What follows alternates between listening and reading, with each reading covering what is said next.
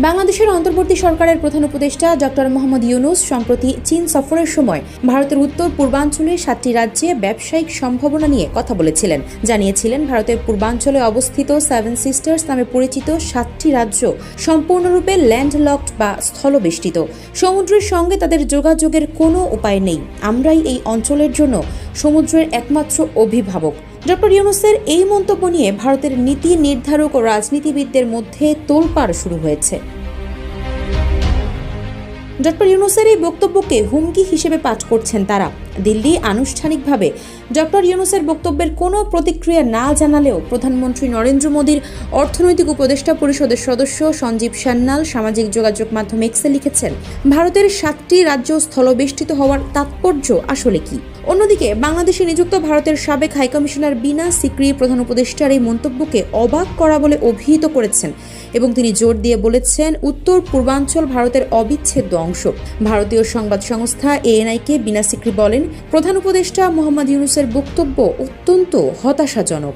Jamuna electronics ঈদে double খুশি offer season 3, যে কোনো পণ্য কিনলেই পাচ্ছেন নিশ্চিত ঈদ উপহার। ভারতের 7 সিস্টার্সের একটি আসাম রাজ্য। এই রাজ্যের মুখ্যমন্ত্রী হিমন্ত বিশ্ব শর্মা বলেছেন, বাংলাদেশের অন্তর্বর্তী সরকারের প্রধান উপদেষ্টা ডক্টর মোহাম্মদ ইউনূসের ভারতের উত্তর পূর্বাঞ্চলের 7টি রাজ্যকে স্থলবেষ্টিত উল্লেখ করে এবং বাংলাদেশকে সমুদ্রের অভিভাবক হিসেবে স্থাপন করার বিবৃতিটি আপত্তিকর এবং তীব্রভাবে নিন্দনীয়।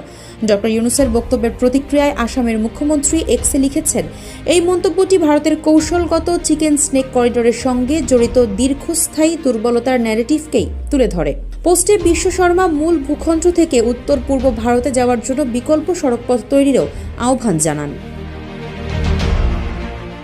ডক্টর ইউনূসের বক্তব্যের প্রতিক্রিয়া জানিয়েছে ভারতের প্রধান বিরোধী দল কংগ্রেসও। গতকাল সোমবার কংগ্রেস ইউনূসের বক্তব্যকে উত্তর পূর্ব অঞ্চলের নিরাপত্তার জন্য খুবই বিপজ্জনক বলে অভিহিত করেছে এবং অভিযোগ করেছে কেন্দ্র সরকার মণিপুর সহ এই অঞ্চলের উপর যথেষ্ট গুরুত্ব দিচ্ছে না। সামাজিক যোগাযোগ মাধ্যম এক্সে শেয়ার করা পোস্টে কংগ্রেসের গণমাধ্যম ও প্রচার বিভাগের প্রধান পবন খেরা জানান, বাংলাদেশ ভারতকে ঘিরে ফেলতে চীনকে আমন্ত্রণ জানাচ্ছে।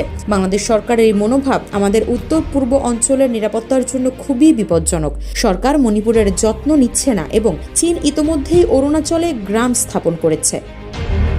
আফসার আনাজ, নিউজ ডেস্ক, ইত্তেফাক।